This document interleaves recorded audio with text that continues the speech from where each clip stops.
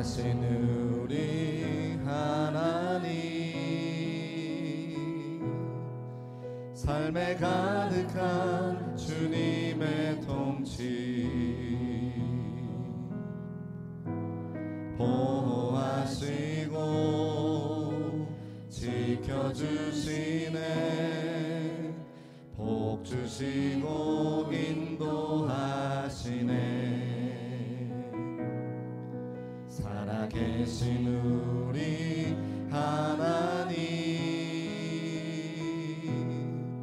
삶에 가득한 주님의 임재, 불러주시고 채워주시네, 들으시고 응답하시네, 주의 손이 붙드시네. 흔들리는 우리의 삶은 주의 손이 고치시네. 상한 우리의 마음을 다시 한번 찬송합시다. 전능하신 우리 하나님, 전능하신 우리 하나님, 삶에 가득한 주님의 통치, 보호하시고 지켜주시네, 복 주시고 인도하시네.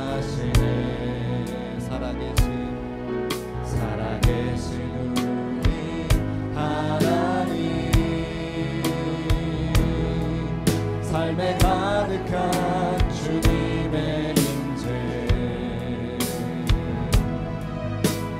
불러주시고 채워주시네, 들으시고 응답하시네, 주의 손이 붙드시네. 흔들리는 우리의 삶을 주의 손이 고치시네. 사랑 우리의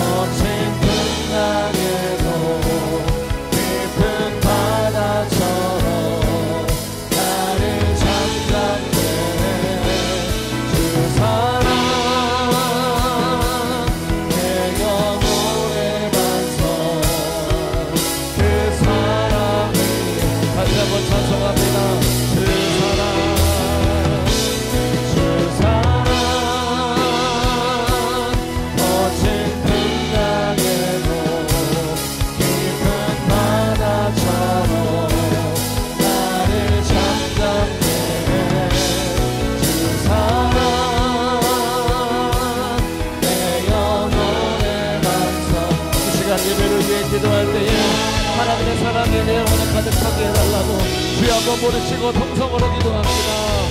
주여 살아계신 아버지 하나님 감사합니다. 하나님 주의 사랑이 자, 오늘은 기도 없이 큰 비는 오지 않는다라고 하는 말씀을 제목 가지고 하나님의 말씀 전하겠습니다. 잘 아시는 엘리야 선지자, 바알과 아세라 선지자들과 함께 850대 1로 싸워서 이긴, 능력 있는 선지자인 건 다 알고 계시죠. 하나님의 불이 하늘로부터 제단과 또 제물을 다 불태우고 이스라엘의 참된 신은 여호와 한 분인 것을 증명했던 그런 선지자입니다. 그래서 엘리야와 백성들이 바알과 아세라 선지자 다 이제 죽이고 진멸하고 우상 숭배하고 단호하게 결단해서 여호와 신앙 그 한 가지를 회복하는 그 첫 번째 발걸음을 우리가 다 잘 알고 있습니다. 하나님께서 3년 6개월 동안 비를 내리지 않으셨는데 하나님 한 분만으로의 신앙을 갖겠다고 결심했던 그 이스라엘 백성들에게 3년 6개월의 그 기간을 이제 멈추시고 비를 내려주시겠다 엘리야 선지자에게 약속하시죠. 그 말씀이 이제 우리가 함께 읽은 본문의 배경 내용입니다. 그리고 나서 41절에 뭐라고 기록되는가 봤더니 엘리야가 아합에게 이르되 올라가서 먹고 마시소서 큰 빗소리가 있나이다 이렇게 이야기합니다. 아합 왕에게 이야기하죠. 큰 빗소리가 있습니다. 이제 올라가서 먹고 마시세요 이렇게 이야기합니다. 그런데 실제로 비가 왔습니까? 오지 않았습니까? 아직 비가 오지 않았습니다. 비가 오지 않았어요. 그냥 믿음 가지고 큰 빗소리를 들으는 거죠. 하나님께서 말씀하셨으니까 그 말씀이 이루어질 것을 믿고 큰 빗소리가 들린 겁니다. 그날은 구름 한 점 없는 날이에요. 뒤에 다 아시는 것처럼 엘리야 선지자가 갈멜산 꼭대기에 올라가서 기도하고 나서 사환에게 7번 묻잖아요. 구름이 떴니? 구름이 생겼니? 하늘이 어떻니? 7번이나 물어봤으니까 구름 한 점 없다는 얘기잖아요. 그러니까 아직 비가 올 그 기미가 보이지 않는 거죠. 구름 한 점 없던 날입니다. 그런데도 불구하고 엘리야 선지자는 큰 빗소리가 있다라고 말했다고 하는 겁니다. 큰 빗소리 아직 큰 빗소리가 실제로 비가 들은 것이 아니라 하나님의 약속에 근거해서 믿음으로 비의 소리를 들은 거죠. 하나님께서 약속하시는 것은 반드시 지키는 분이니까 비가 올 거야라고 하는 믿음 가지고 그가 선포한 것을 알 수가 있어요. 그러니까 하나님의 약속이 이루어지는 것과 실제로 그 약속이 응답되는 것 사이에는 시간차가 있다는 거예요. 뒤에 큰 빗소리가 나왔습니다. 45절 말씀에 큰 비가 내리는지라. 하나님께서 약속하신 그 약속과 실제로 큰 비가 내리는 사이에는 시간차가 있는 거죠. 갭이 있다는 겁니다. 근데 그 시간차, 그 갭에 어떤 사람은 다른 것을 채우는데 이 엘리야 선지자는 기도로 채우는 것을 볼 수가 있는 겁니다. 그래서 오늘 제가 그 말씀을 좀 하려고 하는데요. 우리 아합 왕이 나오는데 아합 왕은 42절 말씀에 보니까 아합이 먹고 마시러 올라가니라. 하나님의 약속과 큰 비가 내리는 응답 사이에 아합 왕은 먹고 마시는 것으로 그 사이를 채웠습니다. 엘리야 선지자는 먹고 마시지 않고 하나님께 기도하게 되죠. 그래서 우리가 실제로 여러분에게도 하나님께서 약속해 주신 것들이 많이 있는데 내게 말씀을 통해서라든지 선포되는 설교를 통해서라든지 여러분이 기도할 때 하나님께서 응답 주시겠다고 약속하신 것이 많은데 그것이 실제로 응답될 때까지는 시간이 필요한데 그 시간을 그냥 먹고 마시는 것으로 채울 것인가 아니면 엘리야 선지자처럼 기도로 채울 것인가. 여러분 오늘 말씀을 들으시고 엘리야 선지자처럼 기도로 채울 수 있는 저와 여러분 되시기를 주의 이름으로 축복합니다. 피카소라고 하는 화가를 다 아시는데 94세에 돌아가셨는데요.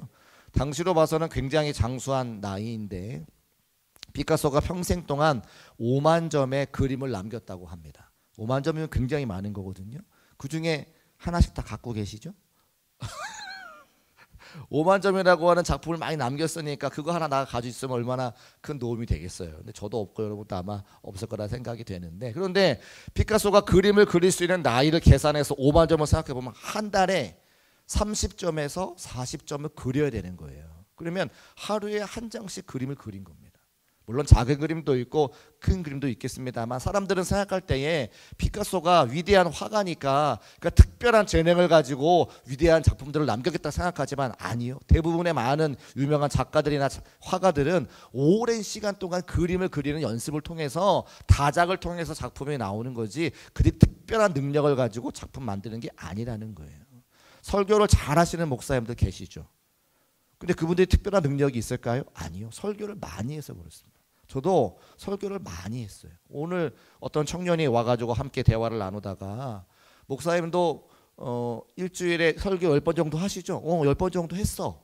지난 2년 정도에 제가 부임했던 시절에 2년 정도 일주일 내내 10편 정도를 제가 했거든요. 52주면 2년 동안 1000번의 설교를 한 거예요. 중국교회만 와서도. 놀라지도 않으시는군요. 놀라지도 않으시는군요. 쉬운 일은 아닌데 그냥 그게 되어지고 할 수 있게 해주신 하나님의 은혜가 감사한 거죠. 그래서 제가 요즘에는 설교에 크게 부담이 없이 하나님께 제게 주시는 말씀과 은혜 가지고 전하게 되죠. 돌아오는 주일의 본문도 여러분 잘 아시는 선한 사마리아인의 비유예요.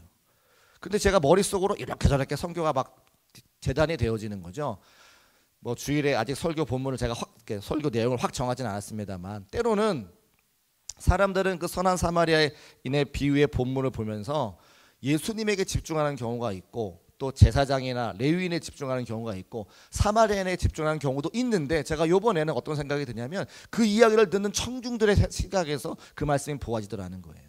하나의 말씀을 가지고 다각적으로 보게 되는 은혜가 있는데, 그 은혜가 그냥 되는 게 아니라 지금까지 수천 번의 설교를 해오면서 그런 시각이 생기는 거죠. 제가 무슨 말씀을 드리고 싶으느냐, 여러분 기도가 응답될 때도요, 성경에 나오는 수많은 사람들이 하나님께 기도하면 기도가 뚝딱 응답되는 것 같지만, 우리가 알 수 없는 수많은 시간 가운데 시간을 들여서 기도의 시간을 쌓아놓고 무릎의 시간을 쌓아놓았기 때문에 그들이 응답되는 것을 믿으시기를 주의 이름으로 축복합니다. 하나님은 심은 대로 거두시는 분이기 때문에 공짜는 없어요. 하나님께 믿음 가지고 기도하면, 누구는 먹고 마시지만 누구는 기도하는 그 기도 때문에 하나님께서 응답을 준다고 하는 것을 기억하고, 저와 여러분이 기도하여 주 앞에 응답받을 수 있는 성도의 삶이 되시기를 주의 이름으로 축복합니다. 그 중에 한 사람 누굽니까? 모세죠. 모세는 잘 아시는 것처럼 하나님과 대면한 사람이라고 하는 별명도 갖고 있습니다. 또 굉장히 많은 업적도 갖고 있어요. 그가 출애굽시켰죠. 홍해 바다도 건너갔죠. 또 광야를 지나갔죠. 그런데 모세를 성경을 가만히 읽어보면 광야의 시간을 지날 때에 그는 늘 하나님 앞에 기도했던 사람입니다. 하나님, 이거 이렇게 할까요? 저렇게 할까요? 그리고 기도하고 나서 하나님께서 응답 주실 때까지 꼼짝 않고 기다렸던 사람이 바로 모세예요. 그러니까 모세는 우리가 기도의 본을 받을 만큼 대단한 사람인 것을 알 수가 있는 거죠. 이 시대에 돌아가셨습니다. 유망한 목사님들의 목사님이라고 칭송받는 팀 켈러 목사님이 계신데, 그 목사님이 이제 은퇴했을 때에 종교 신문 기자가 질문했습니다. 목사님 이제 은퇴하셨는데 다시 한번 목회 초년병 때로 돌아간다라면, 목회를 다시 한번 할 수 있는 기회가 주어진다라면 목사님은 뭘 하시겠습니까?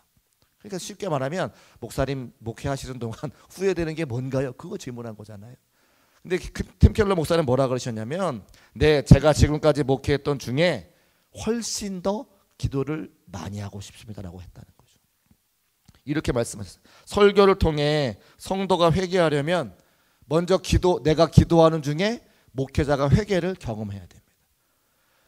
설교하는 중에 성도들이 회복의 은혜를 경험하려면 내가 그 설교 본문을 붙잡고 기도하는 중에 목회자가 회복을 먼저 경험해야, 그래야 성도들이 그 말씀을 듣고 회복을 경험한다는 거예요. 제가 이 말에 100% 공감을 해요.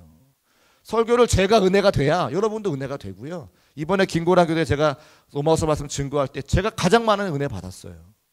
제가 복음을 알고 있었지만 그 복음이 내 안에 어떻게 작용하고 활동되느냐, 또 그것을 복음의 은혜를 받은 제가 어떻게 사역하느냐가 더 정확하고 분명해지더라는 거예요. 제가 말씀이 정확하고 분명하니까 성도님들이 제가 은혜를 받아지는 모습들이 보여지더라는 거예요. 복음을 알고 있었지만 그 복음의 능력으로 살아가지 못했던 성도들이 함께 나와서 기도하고 복음의 능력을 회복하고 돌아가는 모습 바라보니까 이 팀 켈러 목사님의 말씀이 정확하고 분명한 걸 알겠더라는 거죠. 성도들의 변화를 이루기 위해서 목회자가 먼저 기도하고, 그 기도 가운데 회복되어지고 회개가 이루어질 때에 성도들의 삶의 자리에 회복되고 회개가 이루어지더라. 그래서 지난주에 설교했던 것처럼 주일에 땅의 일은 하늘의 일과 연관되어 있다는 거예요. 땅에서 기도하면 하늘 문이 열려 여러분의 기도 제목에 응답되는 것을 믿으시기를 주의 이름으로 축복합니다. 그래서 팀 켈러 목사님도 그렇게 말씀하시고, 저도 그 기도의 은혜를 알기 때문에 오늘도 기도에 대한 말씀을 드리는 거예요. 그래서 하나님의 약속과 기도 응답의 실제 그 사이를 기도로 채워서 주의 역사를 맛보는 우리 중국계 모든 성도의 삶이 되시기를 주의 이름으로 축복합니다.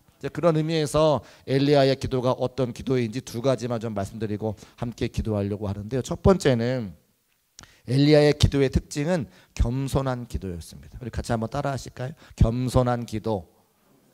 예, 우리 42절과 43절 말씀 화면에 올려주시 같이 한번 읽어보겠습니다. 시작. 아합이 먹고 마시러 올라가니라. 엘리야가 갈멜산 꼭대기로 올라가서 땅에 꿇어 엎드려 그의 얼굴을 무릎 사이에 넣고 그의 사환에게 이르되 올라가 바다 쪽을 바라보라. 그가 올라가 바라보고 말하되 이르되 7번까지 다시 가라. 아멘. 본문 말씀 42절과 43절을 읽어보니까 선지자가 기도하기 위해서 갈멜산 다시 올라갑니다. 갈멜산에 올라가서 어떻게 하냐면 기도를 하는데 땅에 꿇어 엎드려 기도하죠. 또 무릎과 무릎 사이에 자신의 고개를 넣고 기도했다라고 기록하고 있습니다. 그리고 나서 비구름이 뜨냐? 없는데요. 뜨냐? 없는데 7번까지 했다는 거잖아요. 그만큼 간절하게 기도한 것을 알 수가 있죠. 그래서 지금 이 상황이 어떤 상황이냐면 아세라 바알과 아세라 선지자 850대 1로 싸워서 이겼던 상황이잖아요. 하나님께서 엘리야의 기도를 들으시고 하늘에서 불을 내려 제단과 제물과 물을 다 태우신 다음에 정말 하나님께서 살아계심을 모든 사람들에게 보여준 다음인 거예요. 그러니까 엘리야 입장에서는 지금 자신의 인생의 가장 큰 기적을 경험하게 한, 자신의 인생의 가장 높은 자리에 올라간 바로 그때인 거죠.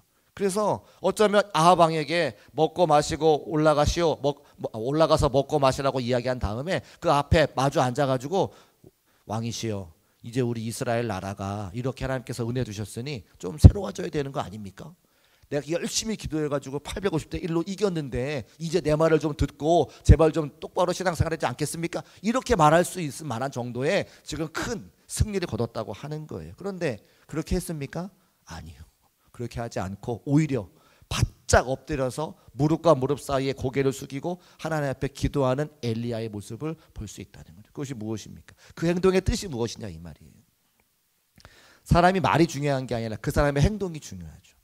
말은 언제든지 어길 수 있지만 그 사람의 행동을 보면 그 사람의 마음의 중심을 알 수가 있어요. 엘리야는 이 역사가, 이 응답이 자신이 뭘 해서 된 것이 아니라 하나님께서 이루어 주신 것을 그가 고백하는, 그래서 그 높은 자리에 올라간 순간에도 무릎 꿇어 하나님께 기도하는 모습을 볼 수가 있는 겁니다. 여러분 실제로요, 이 말씀 듣고 나서 여러분 아마 그런 경험이 있으실 텐데 무릎과 무릎 사이에 여러분의 고개를 넣을 수가 없어요. 배가 나와서 안 돼요. 제가 해봤는데요, 배가 나와서 안 돼요. 그러니까 엘리야가 얼마나 간절한 마음 가지고 겸손하게 바짝 엎드려서 기도하는 것을 알 수가 있는 거죠. 엘리야는 그런 사람이었습니다. 바알과 아세라 선지자 앞에서는 꼿꼿하게 서서 하나님의 역사를 바라보라고 담대하게 외치는 선지자였지만 하나님 앞에서는 늘 낮고 겸손한 마음 가지고 하나님의 임재를 구했던 선지자였음을 말씀을 통해 알 수가 있는 거예요. 또 누가 그랬습니까? 우리 예수님도 그러셨습니다. 마태복음 14장 22절과 23절 말씀 같이 한번 읽어보고 계속 말씀 전하겠습니다. 함께 읽어볼까요? 시작. 예수께서 즉시 제자들을 재촉하사 자기가 무리를 보내는 동안에 배를 타고 앞서 건너편으로 가게 하시고 무리를 보내신 후에 기도하러 따로 산에 올라가시니라. 저물매 거기 혼자 계시더니. 아멘. 이 말씀 앞에 무슨 일이 있었냐면 오병이어의 기적이 있었어요. 배고픈 사람들이 예수님께서 오병이어의 기적을 보여주시니까 배가 부르기도 하고 양손 가득히 떡을 얻기도 하고 예수님을 왕으로 세워서 자기들에게 경제적인 궁핍함과 어려움들을 이제 해결해 보고자 마음을 먹었습니다. 옆에 있던 제자들은 예수님께서 그렇게 기적을 보여주시고 많은 사람들에게 칭찬 받으시니까 예수님 왕으로 세워서 우리가 한 자리씩 얻었으면 좋겠다, 그런 마음을 갖고 있던 때입니다. 근데 예수님 어떻게 하십니까? 기도하러 따로 산에 가시고 제자들은 갈릴리호수 건너편 가버나움으로 가라 말씀하시죠. 왜 그렇게 하셨을까요? 교만하지 말라는 거예요. 영광의 순간에 그 영광이 누구 때문에 된 것을 기억하고 교만하지 말라고 이야기해요. 당신 스스로도 기도하러 가시고 제자들도 낮은 자리에 보내시는 겁니다. 우리의 모든 역사가 하나님의 계획하심과 하나님의 인도하심과 하나님의 은혜인 것을 고백하는 사람이라면 엘리야처럼 겸손하게 기도할 수 있는 저와 여러분 되시기를 주의 이름으로 축복합니다. 자기 자랑을 줄이고 비우고 겸손하게 기도의 자리로 나가셨다고 하는 거예요. 그래서 사실은 제가 믿음생활 신앙생활 하면서 사랑하는 성도님들께서 교회 여러 가지 행사에 있을 때마다 참석하시는 게 여러분의 신앙생활의 본이다, 신앙생활의 모습이다, 신앙생활의 고백이다 제가 말씀을 드리잖아요. 마음이 교만한 사람 절대 교회 오지 않습니다. 겸손하고 낮아지고 하나님의 은혜를 아는 사람들이 그 은혜를 사모하기 위해서 또 교회 나오시는 거예요. 고기도 먹어본 사람이 맛을 아는 것처럼 은혜도 받아본 사람의 그 은혜를 사모하여 나오는 줄로 믿으시기를 축복합니다. 여러분들은 다 하나님의 은혜를 사모하시기 때문에 이 자리에 나오시는 거죠. 그래서 여러분이 함께 기도할 때마다, 겸손하게 기도할 때마다 하나님께서 우리의 하늘 문을 여시고 우리에게 복과 기도 응답을 허락해 주시는 거예요.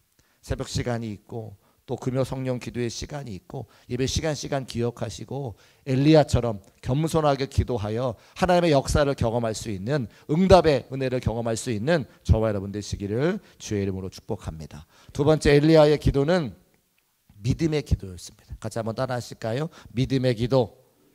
첫 번째는 겸손의 기도, 두 번째는 믿음의 기도. 44절과 45절 말씀 우리 같이 한번 읽어보겠습니다. 시작. 일곱 번째 이르러서는 그가 말하되 바다에서 사람의 손만한 작은 구름이 일어나나이다. 이르되 올라가 아합에게 말하기를 비에 막히지 아니하도록 마차를 갖추고 내려가소서 하라 하니라. 조금 후에 구름과 바람이 일어나서 하늘이 캄캄해지며 큰 비가 내리는지라. 아합이 마차를 타고 이스라엘로 가니. 아멘. 엘리야 선지자께서 사환이 일곱 번째 다녀와서 이런 보고를, 바다에서 사람의 손바닥만한 작은 구름이 일어났습니다. 갈멜산에 성지순례 가셔서 올라가 보신 분들은 아시지만 저 바깥에 지중해가 다 보이거든요. 높은 산입니다. 저기서 보는 그 구름, 손바닥만한 구름, 그걸 보면서 말씀을 드렸을 때에 그 구름을 사환이 볼 때는 손바닥만한 구름이니까 어떻게 그 비가 큰 비가 되어지고 어떻게 그 팔레스타인 전 지역에 비를 낼 수 있을까, 이런 마음 가지고 보고를 하는 거예요. 그런데 엘리야 선지자는 그 손바닥만한 구름에서 뭘 봤습니까? 큰 비를 본 거죠. 이게 사환과 엘리야 선지자의 차이더라는 거예요. 같은 상황을 보고 한 사람은 우연이라고 생각하고 한 사람은 믿음이라고 생각하는 거예요. 여러분 믿음이 있으시기를 주의 이름으로 축복합니다. 믿음만 있으면 큰 비 소리를 들을 수 있다는 거죠. 제가 지난 수요일날 그런 설교를 드렸는데 다윗과 골리앗이 있습니다. 다윗과 골리앗 싸움도 아시잖아요. 원래 골리앗이 누구랑 싸워야 돼요? 사울 왕과 싸워야 되는 거예요. 골리앗이 블레셋의 대장이었다면 이스라엘의 대장은 누구예요? 사울 왕이죠. 사울 왕은 갑옷도 있고 칼도 있고 전쟁 기술도 배웠고 위치도 이스라엘의 왕이니까 얼마든지 골리앗과 싸울 수가 있습니다. 근데 뭐가 없어요? 믿음이 없는 거예요. 다른 건 다 있는데 믿음이 없는 거예요. 골리앗과 싸워서 골리앗을 이길 만한 믿음이 없는 거예요. 다윗은요 아무것도 없어요. 나이도 어리죠. 그는 목동이죠. 갖고 있거나 그런 돌팔매 하나밖에 없는데, 그죠? 아무것도 없는데 다윗이 가지고 있는 건 한 가지, 뭐가 있습니까? 믿음이 있는 거예요. 믿음 가지고 이 골리앗 이길 수 있다. 근데 그 믿음이 어디서 옵니까? 다윗이 목동일 때 그 어린 양을 양떼들을 지킬 때 그 밤에 사자와 이리떼의 공격 앞에서 양을 지킬 때 나를 죽이지 아니하시고 그 사자와 이리떼를 이기게 하신 그 하나님의 함께 하심, 임마누엘을 하면 경험하고 나서, 그래서 이 골리앗도 하나님 나와 함께 하시면 이길 수 있다는 믿음을 가지고 전쟁터에 나가는 거예요.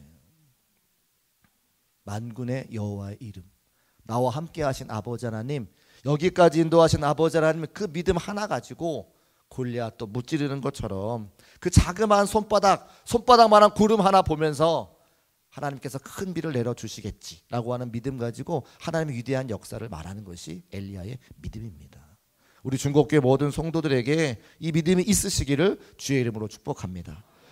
엘리야가 그냥 그 믿음을 가진 게 아니에요. 잘 아시는 것처럼 사르밧 과부의 집에 들어갔을 때에 그 가루 한 움큼 먹고 죽겠다고 하는 그 자리에서 믿음 가지고 기도할 때 하늘 문을 여시고 하늘 창고가 가득 채워져 그 기근이 다 없어지는 경험을 그가 하지 않았습니까? 하나님의 믿음의 훈련의 과정들이 있었다고 하는 거죠. 그 과정들을 통해서 나와 함께 하시고 기적을 베풀어 주신 그 하나님을 경험하게 되면서 믿음이 생기는 거예요. 여러분, 여러분의 기도의 자리에서 자그마한 걸 가지고 기도하다가 응답되면 그 기도가 쌓이고 쌓여서 엘리야와 같은 믿음의 대장부가 되는 것을 믿으시기를 주님의 이름으로 축복합니다.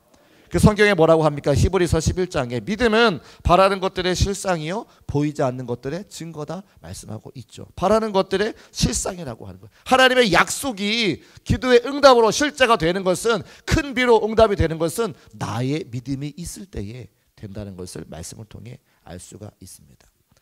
선지자께서 사환에게 7번이나 구름이 떠오르는지 가서 보라 그러잖아요. 어떤 사람들은 이 본문을 해석할 때에 왜 기도가 응답되지 않는가? 보고 와라 이렇게 생각하는데, 제가 반대 같더라고요. 먼저 믿음 가지고 선포했던 엘리야 선지자께서는 그것을 빨리 보여주고 싶은 거예요. 나는 응답을 받았으니까 이 응답이 빨리 이루어져서 우리 하나님이 살아계시고 우리 하나님이 나의 아버지가 됐음을 많은 사람들에게 보여주고 싶은 거예요. 그래서 응답이 됐어? 얘기를 하는 거예요. 여러분, 그런 기대가, 그런 여러분의 소망이 여러분에게 있으시기를 주의 이름으로 축복합니다. 기도했으니까 응답이 될 거야. 언제 이루어지나? 그 약속을 믿는 사람들에게는 그때가 기다려지는 거예요.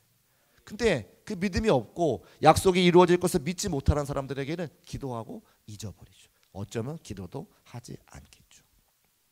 우리 중국교회 모든 성도들은 하나님은 살아계시고, 할렐루야, 하나님은 나의 아버지가 되시고 겸손하고 믿음 가지고 기도할 때에 반드시 응답하시는 것을 믿고 그 기도의 응답이 기대가 되는 저와 여러분 되시기를 주의 이름으로 축복합니다. 오늘 이제 말씀을 정리하겠습니다. 이런 맥락에서 사도 바울도 우리에게 같은 말씀을 했더라고요. 데살로니가전서 5장 16절 17절 18절 항상 기뻐하라, 쉬지 말고 기도하라, 범사에 감사하라. 저도 그랬는데요, 많은 성도님들이 어떻게 항상 기뻐할 수 있고 어떻게 쉬지 않고 기도할 수 있고 어떻게 범사에 감사하냐 이렇게 물어보세요. 근데 그 뒤에 이것이 하나님의 뜻이라고 말씀하셨어요. 제가 그 말씀을 가만히 요즘 묵상하다가 반대로 좀 생각을 해보니까 하나님께서 뭐라 말씀하시냐면 항상 기뻐하라.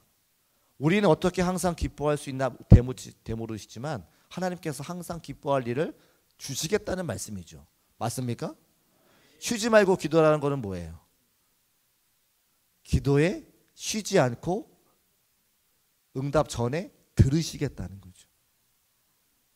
모든 기도에 항상 기뻐하라, 쉬지 말고 기도하라. 쉬지 말고 기도하면 쉬지 않고 들으시는 하나님의 함께 하심의 은혜가 거기에 약속이 되어 있더라는 거예요. 범사에 감사하라, 모든 일에 감사할 수 있도록 너희 삶을 지키시고 인도하시겠다고는 하나님의 약속이더라. 그러니까 그것이 하나님의 뜻이 맞더라는 거예요. 맞습니까? 제가 이 은혜가 깨달아지니까 항상 기뻐할 수 있겠더라고요. 쉬지 않고 기도할 수 있겠더라고요. 범사에 감사할 수 있겠더라고요. 왜? 내 힘이 아니라 하나님께서 그렇게 해주시겠다고 약속해 주셨으니까. 그래서 항상 기뻐하고 범사에 감사하고 쉬지 않고 기도하는 제 삶이 뭐가 돼요? 기대가 되어지는 거예요. 여러분도 이 은혜가 있으시기를 주의 이름으로 축복합니다. 엘리야의 기도는 겸손의 기도였습니다. 모든 것이 하나님의 뜻대로, 모든 것은 하나님의 은혜대로. 또 그가 믿음 가지고 자그마한 손바닥만한 구름을 봤을 때에 큰 비가 올 것을 기대하는 마음 가지고 그가 기도한 것을 알 수가 있습니다. 엘리야의 기도와 같이 사랑하는 성도들 이 시간 기도할 때에 하나님께서 손바닥만한 구름 보여주시지만 큰 비로 역사하실 것을 기대하며 기도할 수 있는 우리 모두가 되시기를 주의 이름으로 축복합니다.